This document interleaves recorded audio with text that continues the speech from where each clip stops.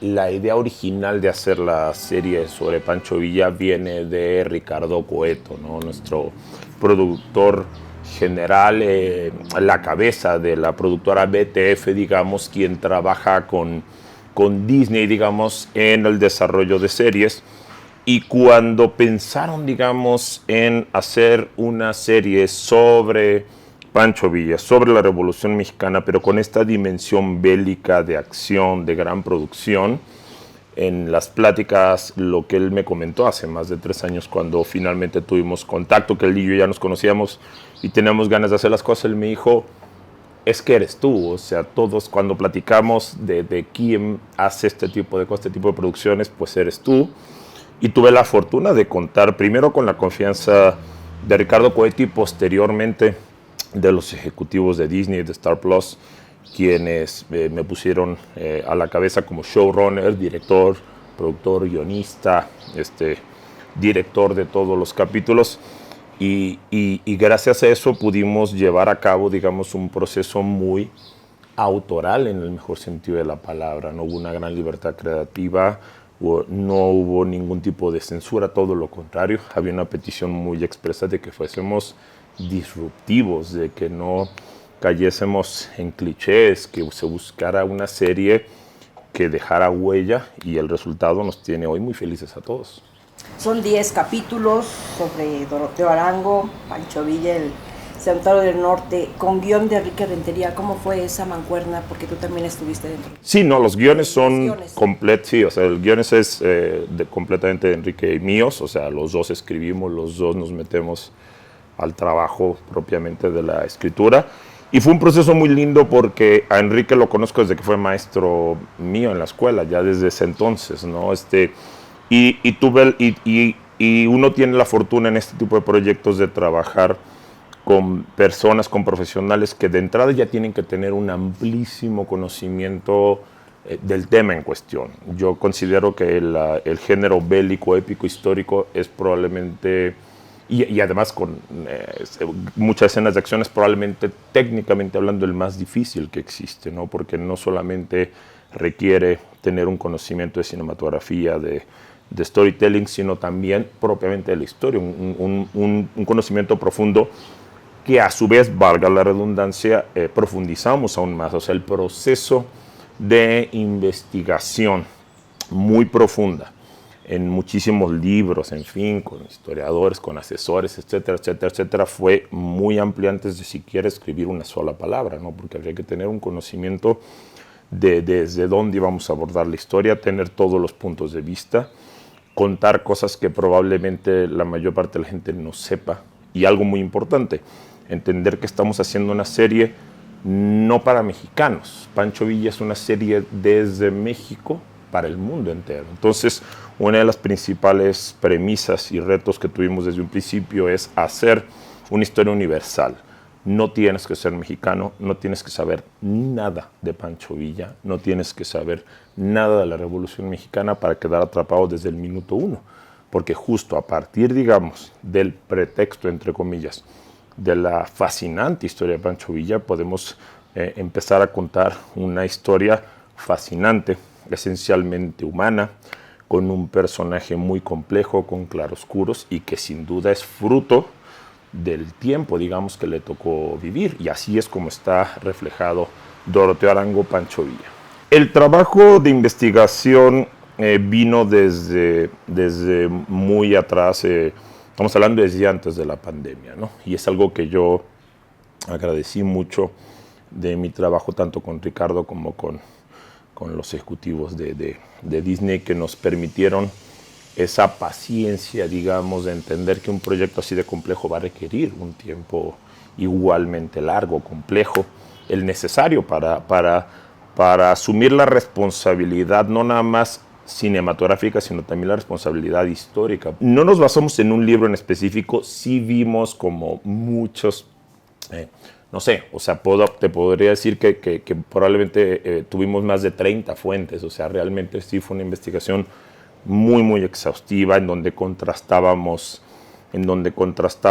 las visiones, de repente incluso teníamos visiones completamente contrapuestas, ¿no? Lo cual creo que lo hace muy rico y nos ayuda a encontrar este personaje con contrastes y con claroscuros muy interesantes.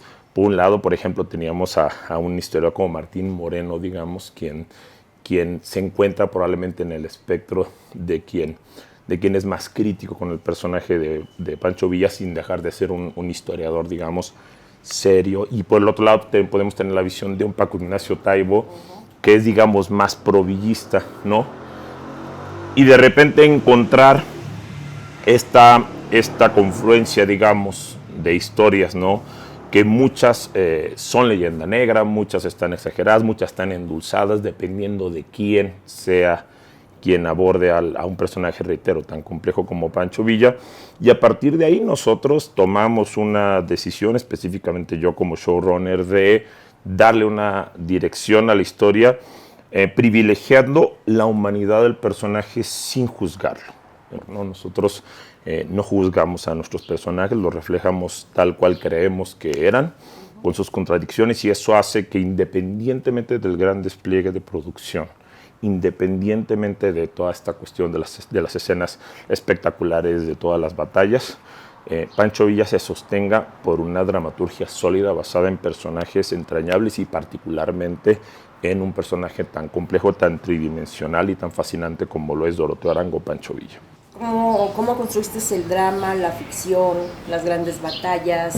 Digo, ya sabemos ese antecedente tuyo en la película 5 de mayo, ¿no? ¿Cómo fue, cómo fuiste trabajando toda esta parte de la ficción, la drama, las batallas, la escenografía? Además eran como 700 personas, tengo entendido. Sí. Sí, era una producción, digamos, gigante, y creo que el reto, igualmente en el caso de las batallas, así como con los personajes, así como con la línea dramatúrgica y el arco de transformación de cada uno de ellos, las batallas también había que hacer un trabajo muy complejo de adaptación y de resumen, ¿no? Porque de repente tú dices, bueno, vamos a contar la batalla de Torreón. No era una batalla de Torreón. En el episodio 4, si mal no recuerdo, se cuenta la batalla de Torreón, como en el 5 se cuenta la batalla de Zacatecas, pero no es una batalla, es una serie de batallas, ¿no? Que ocurrieron probablemente a lo largo de 2 meses o 2 semanas,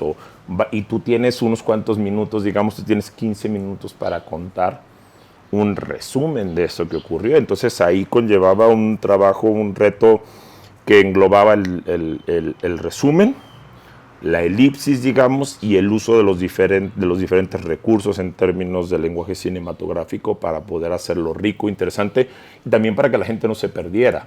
Sin pretender dar lecciones de historia bélica, la gente tiene que entender por lo menos qué es lo que está en juego, cómo es el terreno, en dónde va cada una de las partes, en dónde estaban los revolucionarios, en dónde estaban el ejército, etcétera, etcétera. Entonces, las locaciones, quienes han tenido la oportunidad de ver imágenes, piensan, digamos, que nos fuimos a filmar a Torreón, que nos fuimos a filmar a Chihuahua, que nos vinimos a filmar a la Ciudad de México, y en realidad el 100% de la serie es orgullosamente realizada en Jalisco. Pero siempre cuido que haya un correcto equilibrio entre los fuegos artificiales y la carne de la historia, ¿no? Porque si son solamente fuegos artificiales, llega un momento en que el asunto puede resultar muy espectacular, pero tal vez aburrido, ¿no? Como suele pasar, por ejemplo, en muchas películas de superhéroes, ¿no? Donde todo es como green screen, muchos efectos especiales, pero muy poca carne humana, digamos, muy poca esencia dramatúrgica que realmente haga universal el relato, y eso es lo que nosotros procuramos todo el tiempo en Pancho Villa, hacer un personaje que, a pesar de sus claroscuros, siempre fuese entrañable, y no nada más él, sino en general todo su entorno, ¿no? Hay personajes muy cercanos a Pancho Villa que incluso la gente cree conocer y que de repente logran unos volúmenes muy interesantes, ¿no? Como Rodolfo Fierro, digamos, ¿no? Como Tomás Urbina, como su esposa Lucita, en fin, o sea, hay toda una serie de personajes, no nada más es Pancho Villa, sino todo su entorno. ¿Cómo escoges, pues, al elenco, precisamente a Jorge A. Jiménez, que es quien protagoniza a Pancho Villa, ¿no? A Juan Medina, que es Carlos Jauregui, y Armando Hernández, que es Tomás Urbina? ¿Cómo fuiste armando el elenco?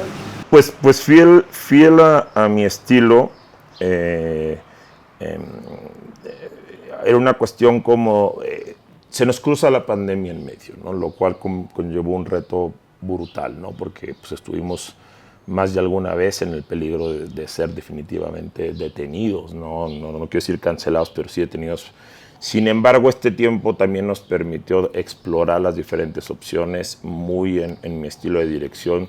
Yo considero que una vez que tú decides el casting, muy probablemente el 50% del resultado en pantalla ya está decidido y ni siquiera has filmado un solo cuadro, así de importante es el casting. Y siempre me he basado en la lógica de no de buscar estrellas, famosos o ni mucho menos como esta tendencia que hoy existe de buscar gente por tener followers o redes sociales, ¿no? Ese criterio jamás ha estado sobre la mesa en una producción mía. Creo en el talento, creo que la pantalla no miente y creo en que la búsqueda de los actores, actrices profesionales, con formación, con carrera, ese es el tipo de escuela que a mí me gusta, nos van a dejar ver a los que de una manera muy clara y contundente el personaje les pertenece, incluso pareciera ser antes de que yo mismo los elija. El caso de Jorge Jiménez fue clave, medular. ¿Por qué? Porque yo a Jorge ya lo había visto en otras cosas, es muy chistoso, mucha gente no sabe esta historia. Yo ni siquiera la recordaba, me la recordó él, pero yo debuté a Jorge Jiménez en la primer serie que hice en su momento, que fue probablemente la primera serie que se hizo en la historia moderna de Latinoamérica, que fue Al filo de la ley en Estados Unidos. Se hizo en Miami y Los Ángeles, yo era la cabeza de esa serie, estamos hablando del año 2003, o sea, hace prácticamente 20 años.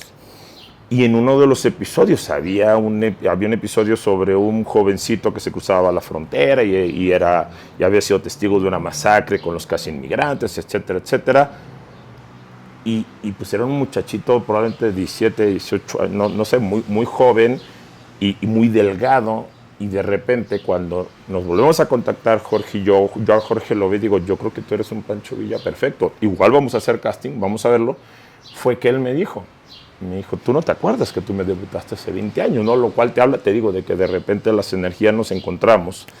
Y tuve esta fortuna de encontrar 20 años después un actor que es de lo mejor que me he topado en mi carrera, no solamente como profesional, como actor, por su sensibilidad, sino también por su humanidad, por su generosidad. Clave tener un set tan disciplinado, tan eficiente, comenzando por el protagonista, ¿no? Que en absoluto toma ningún tipo de poses de diva y esas cosas, con lo cual yo soy absolutamente intolerante, pero que se sube, digamos, al caballo contigo, al caballo de Pancho Villa, y que va a toda velocidad y que la gente se emocionaba en el mismo set, los compañeros, tanto delante de cámara como detrás de cámaras, al verlo a él hacer todas sus escenas de acción, todas, ¿no? El personaje de verdad es muy él. Él es de la misma zona de Pancho Villa, pues vive en rancho, pues monta a caballo desde siempre, o sea, su casting, el que presentamos ya venía él a caballo, digamos, con el bigote y hace los mismos gestos. O sea, me cuesta mucho yo creo que hasta hace poco tiempo los mexicanos por lo menos teníamos como esta imagen tal vez inconsciente de que Pancho Villa era Pedro Armendáriz, digamos, ¿no? Y yo creo que a partir de ahora, de verdad creo que a partir de ahora Pancho Villa va a ser Jorge Jiménez. Para mí ya es Jorge Jiménez. Me cuesta mucho trabajo pensar en un mejor Pancho Villa, de verdad. Lo encarnó muy bien, siempre estuvo muy concentrado y a partir de ahí el resto del elenco pues era tan simple, entre comillas, y de una manera sarcástica como está a la altura de ese reto. Entonces el resto de los personajes, el resto de los actores que se iban sumando, ¿no? Un Armando Hernández, un Dagoberto Gama, una Gabriela Cartola, en fin, o sea, todo un elenco enorme además, ¿no? Porque el gran reto que teníamos en la serie, tanto en el casting como en producción, como en los guiones, es que cada 3 episodios los personajes que rodean a Villa o se van o se mueren o los matan o pasa algo y entonces había como que estar cambiando constantemente de elenco, porque así era la historia, ¿no? Abarcamos desde su adolescencia hasta su muerte e incluso más allá de su muerte, no voy a spoilear nada, pero pasan muchos años y la delicia de trabajar con actores que que se comprometen con uno, que están compenetrados en contar la historia, que son muy conscientes de la responsabilidad que tenemos entre manos, no nada más desde el lado comercial, desde el lado artístico, sino, repito, también desde el lado histórico, ¿no? De hacer un producto de la más alta calidad, pero también serio, comprometido, con conocimiento de causa, y creo que todo eso es lo que hace de Pancho Villa una serie muy, muy sólida. ¿Cómo fue que decidieron que fueran 10 capítulos? ¿Por qué? Pues desde un principio, Ricardo Coeto y Fernando Barbosa de Disney, y posteriormente ya aterrizado con Fernanda Ramondo y el resto del equipo de Disney, tenían claro que querían ellos una serie de 10 episodios. Lo que fuimos ajustando un poco fue la duración, dependiendo, digamos, de los alcances del proyecto, del presupuesto, del tiempo, ¿no? Porque de repente tú quieres hacer algo de 1 hora, por ejemplo, y te das cuenta que si lo intentas hacer de 1 hora, pues tal vez el presupuesto no alcance. Finalmente encontramos un punto medio. La serie tiene episodios que van de los 35 a los 40 minutos. Para mí no es una cuestión de duración, no es una cuestión de cantidad, es una cuestión de calidad. Es una cuestión de que lo que duren los episodios sea lo suficiente para no nada más contar la historia, sino para amarrarte para el siguiente. Eso sí creo que es Pancho Villa. Y entonces de repente pues hay muchísimas batallas, muchísimas escenas de acción, cientos de bombas, no recuerdo ya el dato, pero evidentemente estamos hablando de, si mal recuerdo, más de 1,200 efectos especiales en set, ¿no?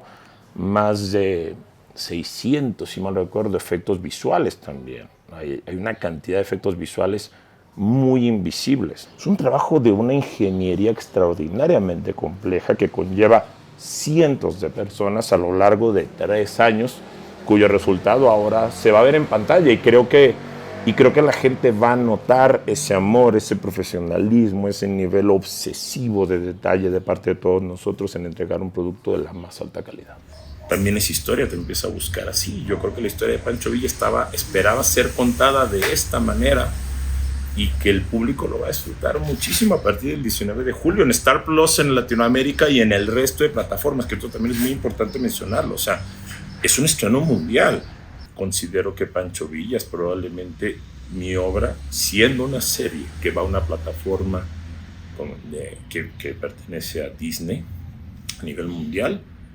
Puedo decir sin lugar a dudas que es mi obra más personal y probablemente más lograda desde mi visión, ¿no? A partir de ahí saldrá y ocurrirá lo que tenga que ocurrir.